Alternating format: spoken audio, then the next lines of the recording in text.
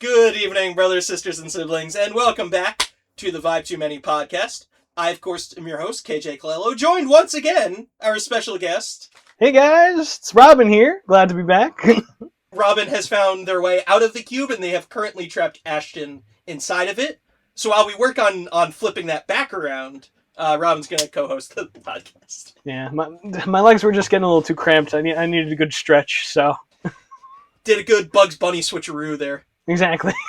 I like the idea that you escaped from imprisonment to host a podcast for 60 people. I mean, what else would I do? It's like, man, I can't wait to talk to what equates to like a small room. More people than I'm talking to at the moment. I mean, it's pretty empty in here, so... I just hang out with Robert Patrick and Arnold Schwarzenegger in miniature form. Honestly, pretty good fucking company right there, I'd say. Yeah, I thought you were talking about the people that made the toys. I was like, yeah, NECA, they're good. I have like a hooper. And then I was like, oh no, wait, you're saying it's good to hang out with the actors would be cool people to hang out with, yes. They would be. I would love to hang out. Yeah, I like to hang out with Robert Patrick. Every interview I see with Robert Patrick makes me like him more.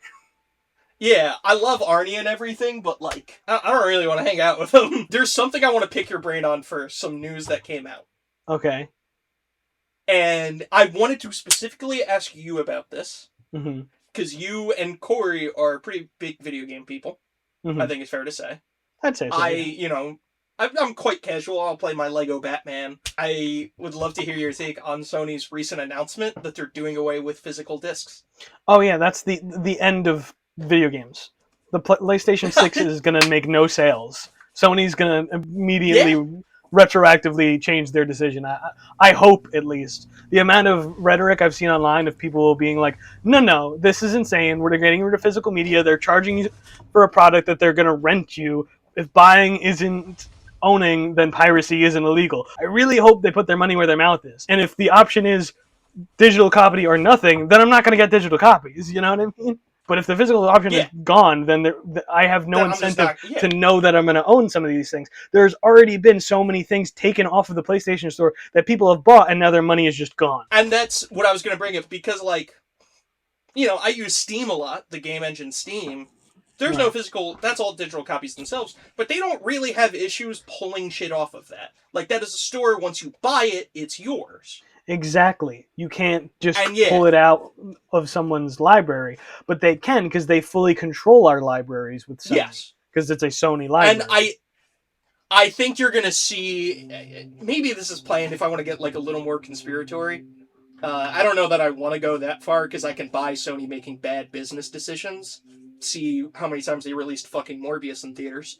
Absolutely. But I can see them like going back on this and being like, oh, Actually, never mind. Like digital copy or physical copies as well. And I could see certain people being like, "Oh, look at Sony making the right choice," and it's like they had to make the wrong choice before correcting to where we were. Exactly. Yeah. Like, let's not forget that they made the choice. And the second that we take our foot off of their necks, they're gonna try and do it again. Like, we can't just go, "Oh, yay, Sony making the right choice." Yeah, don't fucking clap for them. Exactly. With the Steam machine now coming out, Sony, I feel like what's really going to make them get the physical media back is losing sales to the Steam machine. Because one of the big draws of the PlayStation is that you can have a physical media. You'll own the disc. You can put it into the system. And then it's like super easy, plug and play. And the big knock against like PC players has been, you got to get a big PC set up. You got to reinvest in it. You got to keep adding to it. And it's going to eventually die out on you, whatever. But now with the Steam machine coming out, they've eliminated all that. All of the drawbacks, and it's no physical games because you're downloading them off Steam. So that's just going to be effectively a completely better device all around. And then PS5 is going to be trying to be directly competing with that. And I think that's what's going to make them go back to physical media. This is maybe the most minor part of it, but it's the part that kind of matters to me the most because I like this. The collecting. Having physical copies of stuff is just more. You get to look at it. You get to have it. No one will take this away. And then sometimes you can get it signed by people. There's apparently a Dune game coming out that's going to be like $40 on launch. And I'm like, damn. That's not bad. $20 savings on a brand new game? That's not bad at all. At this point, that's like $40 savings. Yeah, right? It's insane. Yeah. But yeah, I'm kind of excited for that game. I should really get into Dune at some point. It's a good series. I think you'd like it. I've literally only ever watched the bad Dune movie. Wait till we do an episode on James Ellroy movie adaptations. I'm going off that episode. Fuck When yeah. we talk about Black Dahlia and LA Confidential. We're doing it. We're doing it right now, actually. Plot twist. Well, actually, funny we bring up the movie LA Confidential. We're actually doing those movies today. No. I wouldn't have expected that you had already watched Black Dahlia, which is maybe my favorite book of all time and also a piece of shit movie. LA Confidential, though, is a good movie. Good movie. I love that movie. Solid movie. Blast of a movie. Russell Crowe. Right? Russell Crowe and Russell Crowe, Kevin Spacey. And, who was that last name? Guy Pearce, right? Who also starred in... Memento. Oh! Whoa, full circle moment. Crazy. It's almost like totally a Chris had Nolan relevance to the movie. video We're going in games. circles. But yes, the day this goes out, which is The June 17th? 17th, Chris Nolan's new movie, The Odyssey, comes out, and all of the worst people you know are already complaining about it because it has a black person. And a trans person.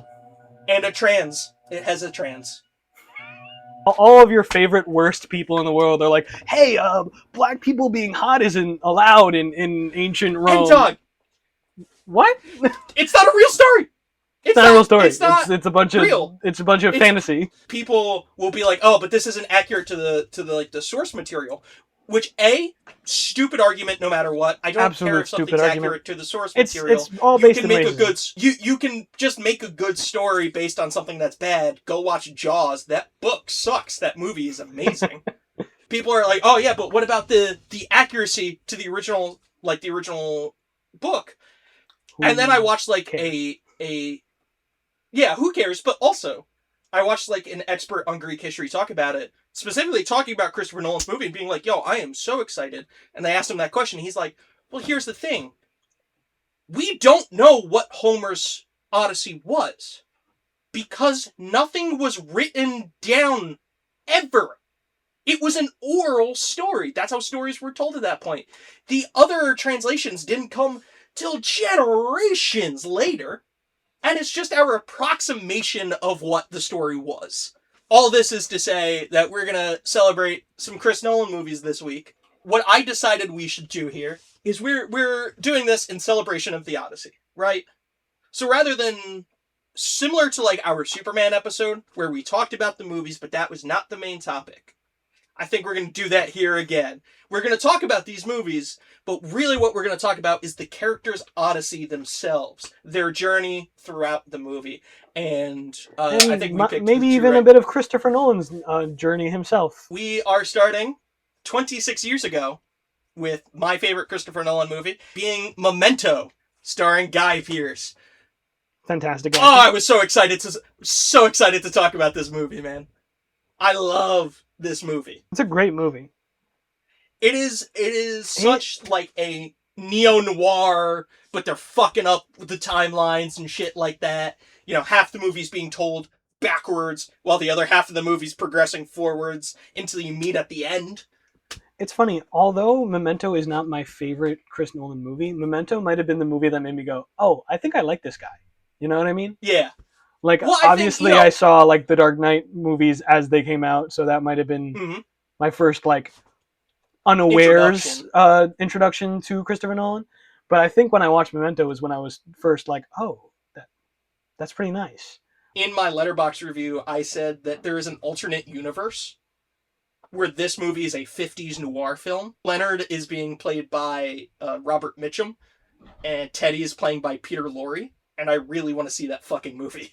I could see that. Another thought I had about this is I think if you took our two brains, specifically you and I, mm-hmm. and you melded them into one and put him as like a film writer who was, I say this not insulting either, but better than both of us currently. I don't think it's crazy to say Memento's better than anything we've written. But I think if you you mashed our brains together, I think this is like the movie we would make. You think so? Because I love noir murder mysteries, like that gritty feel. You love fucking with the timelines and the non-linearity. I do love my everything. non-linear timelines. I think that's what's so fucking awesome about Memento. Yeah. Us on the Limitless drug. Oh, fuck yeah. This is what we could do it. Would like try. I And you could know what? see I it. think the cast would also be the same. Oh, absolutely. This is a Matrix-ass cast. Because this What do you has mean? 3 pivotal roles. Mhm. 2 of them were in the Matrix. Oh, yeah. Mm-hmm. Carrie Ann Moss is whatever her name is in the Matrix. I haven't seen that movie in like a dozen Trinity. or so years. Trinity. And then Joey Pants. My guy Joey Pants. What is he? He's the... I don't remember. Cypher, I think is his name. He's the guy that double crosses them. Yes. And he's got the... where, every steak is cooked medium. Because Joey Pants is at his best when he's just playing a devious little bastard. Yeah, pretty much. He's just so, like rat-like. And I love Joey Pants. He's a brilliant actor. He's really good in this, especially the later into the movie you get. Absolutely. Like, when you start to see, like, the big plot twist, which we can talk about up top here, where Leonard's been doing this over and over again. Him telling him that, and you still have this, like, thought of, like, oh god, is this true? Is this not? Like, you don't know what you can't trust him. believe. Kind of until the fucking credits roll. Like, it seems like Leonard... And honestly, even after the credits roll, you still can't trust whatever happened. That's what I mean, is, like... You don't know for sure what happens. I've always believed that Teddy was telling the truth in that moment. Right. Because he knows Leonard won't remember it. Well, yeah, what reason does he have to lie? He'll forget it And immediately. Leonard's kind of reaction of being like, he has this somewhat realization before being like, man, I kind of need this. This is my only life now. And then he burns the photo. And it's kind of like a very interesting thought on the movie before we get into the Odyssey. On set one day, you had explained to me what a professor had explained to you and called it a fulcrum moment. So why don't you tell the folks at home what that means, and I'll explain how it was used so well in this movie. So I can't even, like... Weirdly, KJ was the one who even remembered the word. I remember this lesson. I remember the content, and yet I don't remember the specific word he used. Maybe it was fulcrum moment. That does sound right. So I'm gonna go with that. The way that he described this, the fulcrum moment was a point in a script where everything changes, where the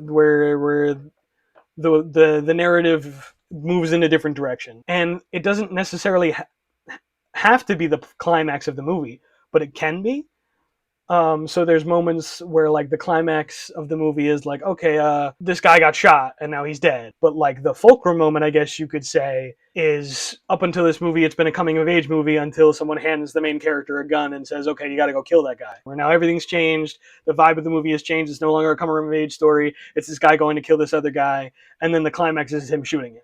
So it doesn't necessarily have to be the climax, but it is a change of direction in the movie. And I just described West Side Story, if you're wondering. Oh shit, that is West Side Story. And I say in Memento, the fulcrum moment of this movie. Now, to be fair, there's a bunch of little fulcrum moments, but the big one, the big fulcrum moment that changes everything in the movie, is the last scene of the movie when you realize he's been doing this forever, and you know he's gonna kill Teddy because that's the opening scene. And this last moment, if you laid it out, like if you stretch that movie out and put it in chronological order, that's the fulcrum moment right there as a final scene. And it's so much fun to see Chris Nolan fuck with the timeline enough to put this, like, what would be a big revelation as the last scene, and it leaves you thinking about it. Absolutely. And I feel like it's even more interesting that, like this is one of those instances where the fulcrum moment is also the climax. Because it is like the big revelation, the plot twist, it changes everything, it recontextualizes the whole movie, but it also is the climax and ending of the movie. Which is, like, I feel like it's so easy to mess that up with, like, trying to cram so much information into the ending. Chris Nolan was able to pull this. Not only was this movie told in such an interesting way, in, like, reverse order, but was able to pull off, like, putting all those different, like, intense and important moments all together. Like, that's so impressive. But when you were talking about the fulcrum moment also being the climax, I like that it's only the same because of the movie structure. It's not, again, if you laid this out, this is somewhere if it was chronological, it definitely would not be the climax. Or the beginning. You're absolutely right. It would be the fulcrum moment, but it would not be the climax. Now, let's take this movie and let us start to discuss Leonard's Odyssey himself and how that is told in fragmented segments. And you start basically by being like, this is the definition of an unreliable narrative. Absolutely. Like, if I had to point to the textbook example of this, it's right here. He has short-term memory loss, retrograde amnesia. He can't make any new memories.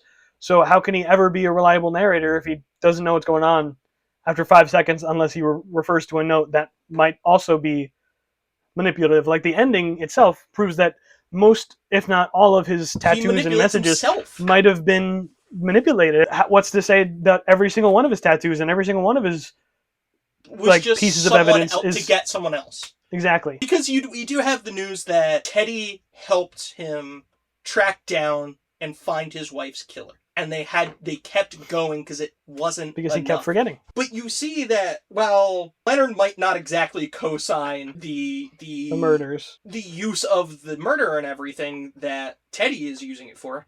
He's fine creating a boogeyman because he's so consumed by his grief that he creates something else to be consumed by constantly. You know, it's an addict's mentality, and it's sad that even like when you then like boil it down, like the big reveal is that he killed his own wife by giving her too much of her own medication. Oh God, and I feel like that's something I forgot to even. That for me is like even more painful than the revelation that he's been used by this cop.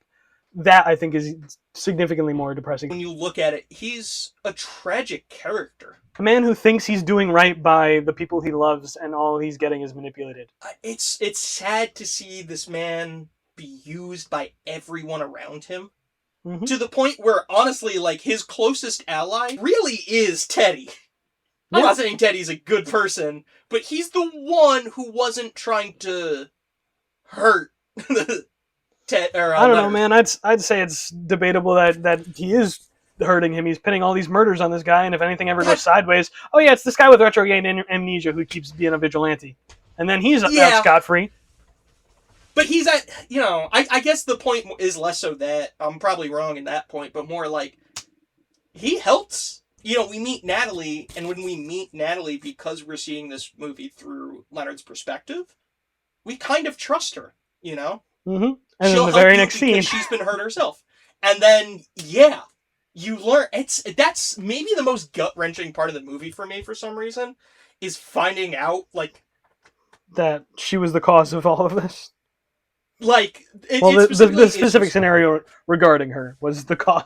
She was the cause. You see the scene where he's like comforting her after some drug dealer beat her. Supposedly getting beaten up by a drug dealer.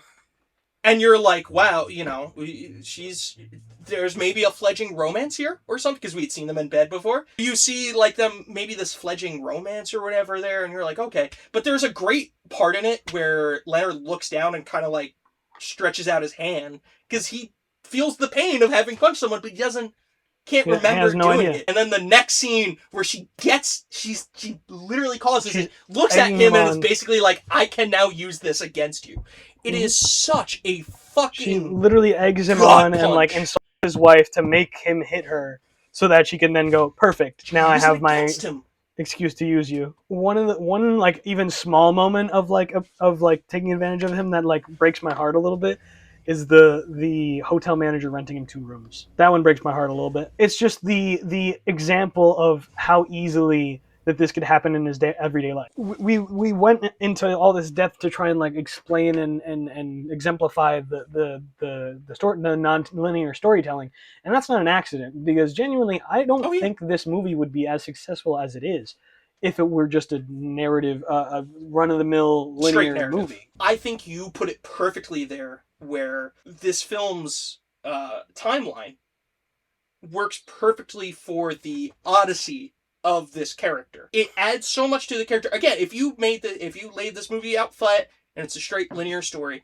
I think it'd be a really good movie. It's a movie I would watch because it's a noir murder mystery. The second you add that non-linearity, how you use it for the character and for the narrative, it becomes, so much more a modern classic. Absolutely. If I can take that leap. And you kind of, through this ending scene, you find that, like, this is Leonard's life. Just And it's been his life for God knows how long. it's almost like, obviously it's like, symbolic of like being stuck in grief or whatever. Mm-hmm. It's just sad to even think, because I don't think they even like really confirm how long it's been since Leonard's wife died.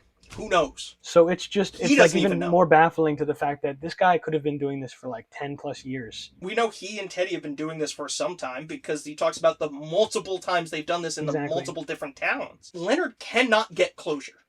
He kind of makes sure he can't get closure himself. Is it even possible for someone who can't make any meaningful memories past Yeah, the most agreed. traumatic moment of his life to find closure? Like, I don't think that even What's he like... gonna have besides a Polaroid? Even in the film, I think it's Natalie who asks him, like, how are you gonna know? And he's like, oh, just, something's gonna feel different. Nope. It doesn't. And something never felt different. And that also is even another thing of like revenge never being satisfying. All you're gonna do is look at that picture and remember and not remember it. What happened. And it kind of leaves him in this, cycle of violence and murder that he can never get over. And then what happens now that Teddy's gone, as bad as Teddy is, he was the one kind of holding the leash a little bit. Yeah. That's a rabid dog now. All of this leads this to being like, if you had to make me name my 10 to 20 favorite movies, this is on there, man. Like, absolutely. It's everything I like. It's a noir film. It's a murder mystery. It's a thought experiment. It's excellent performances, excellent cinematography.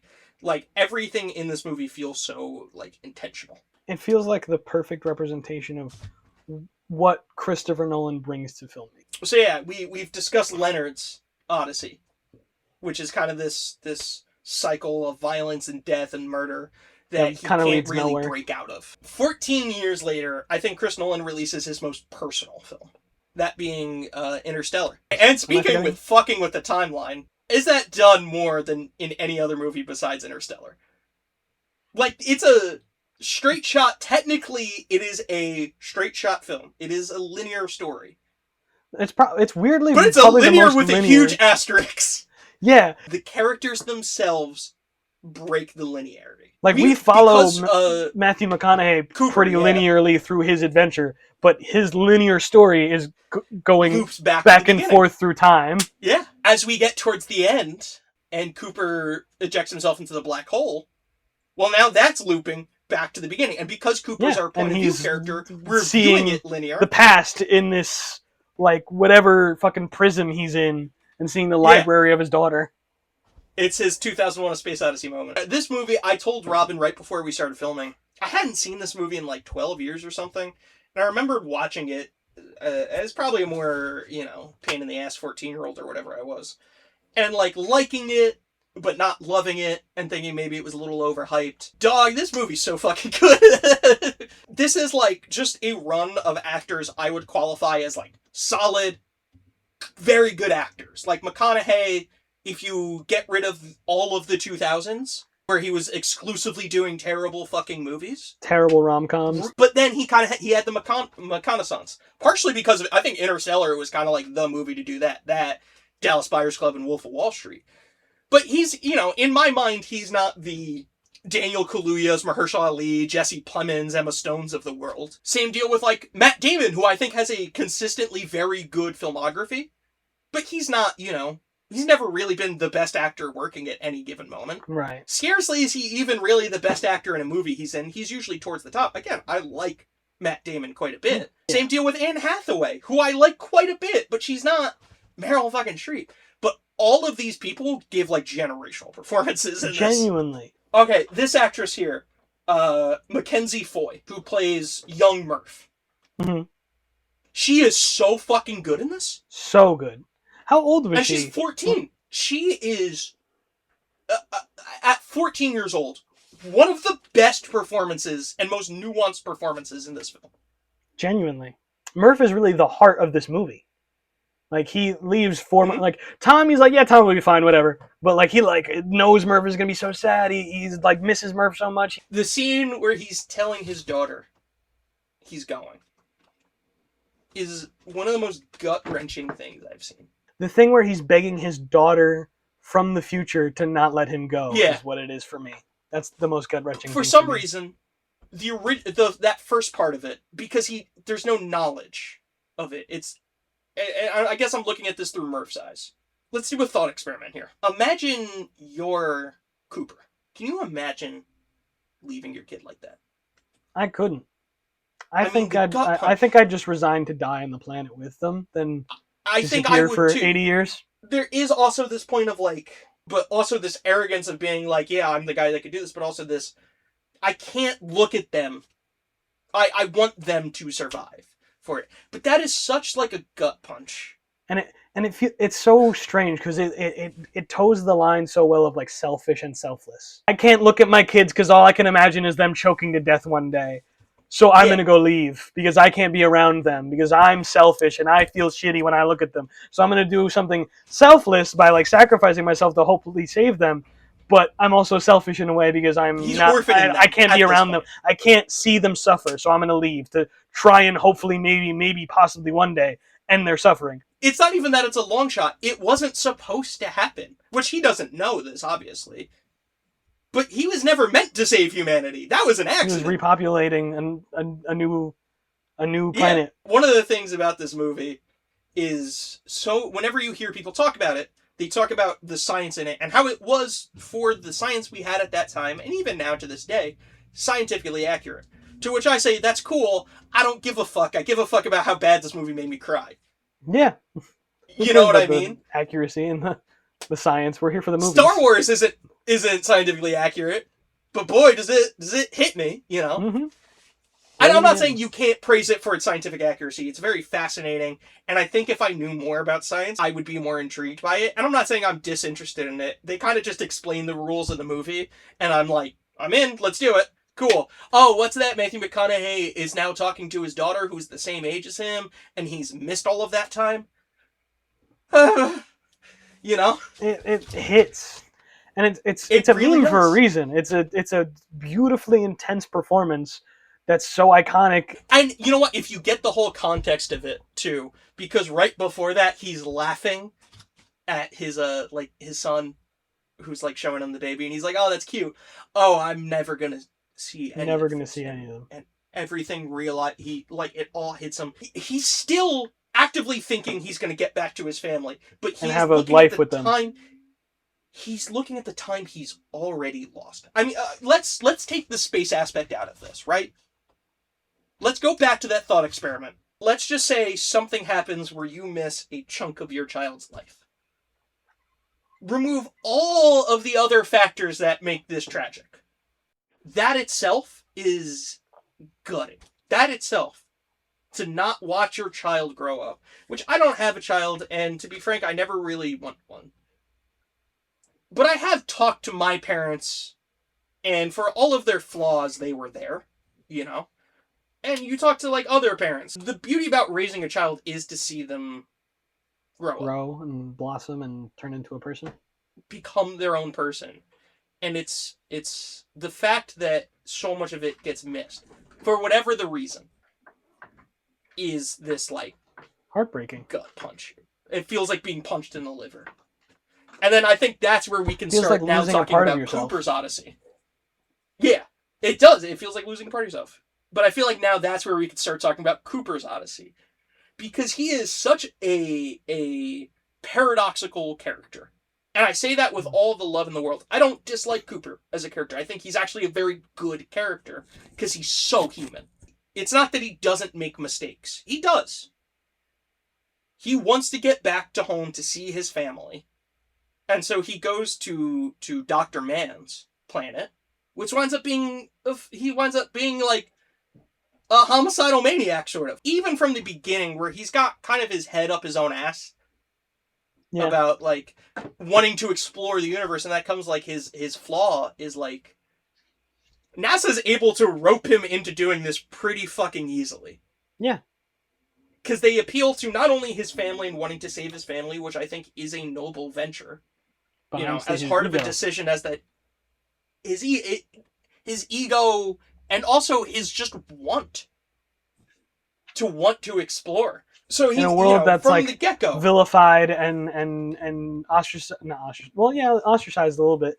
The idea of NASA and going to the moon and all these things that they've straight up is said what it Coop didn't used happen. to do. Yeah, the school system straight up like says that it didn't happen. I'll say all of this. I kind of wrote down Cooper's kind of a shitty dad, but the more I talk about it, no, I don't think he's a shitty dad. I think he makes shitty Flawed decisions dad, as maybe. but there's Every no dad dad is a flawed dad, yeah. You know, this is a man who endlessly cares about his kids and would do anything for them. Including leaving them. Yeah, it's an impossible decision to make.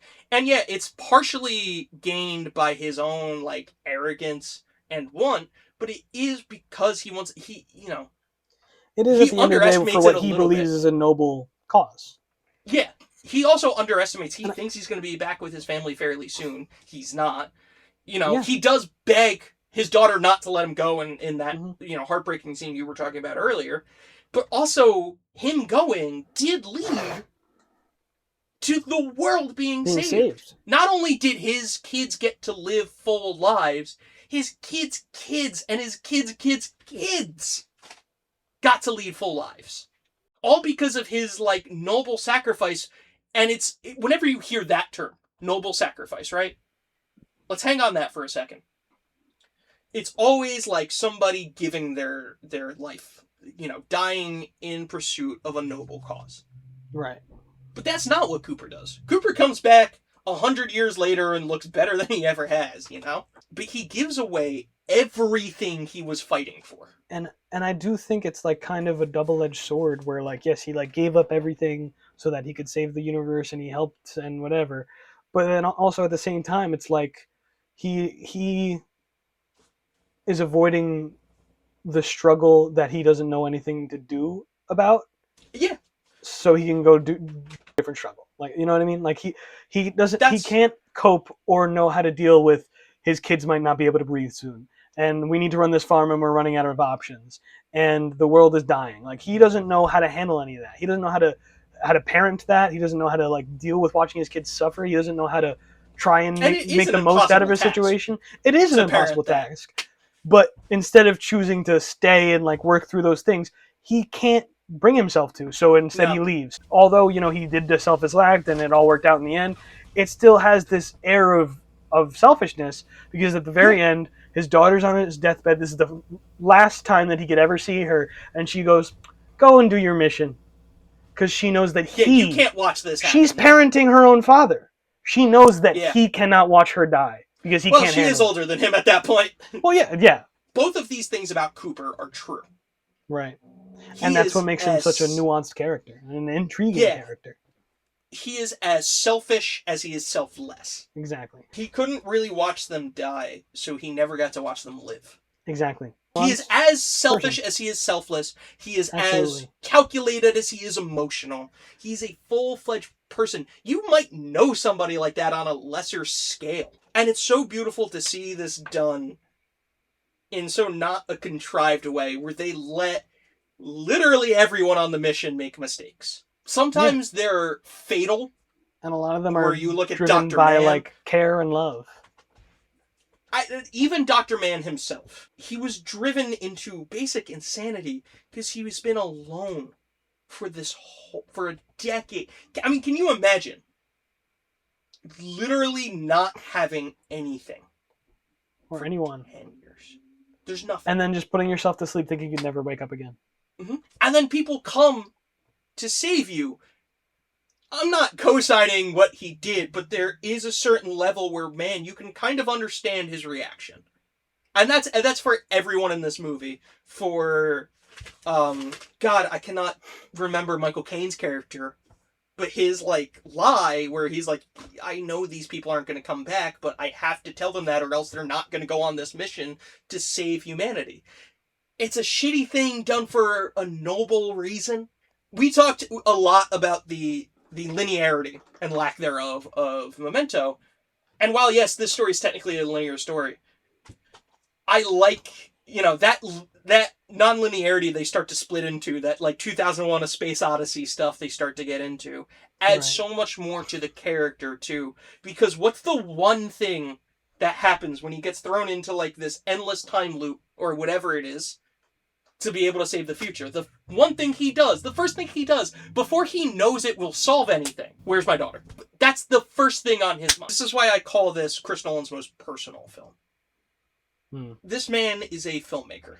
He is on locations for 6 months out of the year because he's not making little indie movies that can be shot in 30 days, And he's constantly on location in editing bays and stuff like that. I don't think it is this huge leap. I mean, he's got 2 kids. He's married. It's not this huge leap to imagine him kind of feeling like Cooper, Right. Then Where he he's has to away go on from his his own kids. Odyssey to create these movies from like his- the Odyssey, and is far away from them for a very long time, and they might be resentful of it.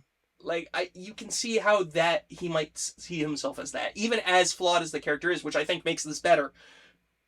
But to just be away from your family for the whole time. And I mean, look at Chris Nolan in interviews. You think he's getting distracted by other things? This man that's still in the caveman technology era? The man who clearly cares about his family, and imagine being away from them for so long. That's where I think this movie gets so personal to him, is I think he can relate to the character. Right. Not even I think he can relate. Look, Robin, you and I are both writers. Let's be honest with ourselves. We write self-inserts all the fucking time. I think this movie is how... If I can armchair expert the shit, I've never met Christopher Nolan, as much as I would love to. I feel like this is how he feels about his career and himself. Interstellar coming in and just being about almost this man's insecurities. There's something about that for me that's almost very even his failings emotional. as a father. Yeah. That's something I love about even though Del he Toro. succeeds and saves the world, he He never gets to be ultimately, a father again. in almost every regard, fails as a father. So after Damn. discussing these characters' Odysseys throughout life, are we more or less excited about the Odyssey? Ooh, I would definitely say I'm more excited. I don't know about you. I honestly am too.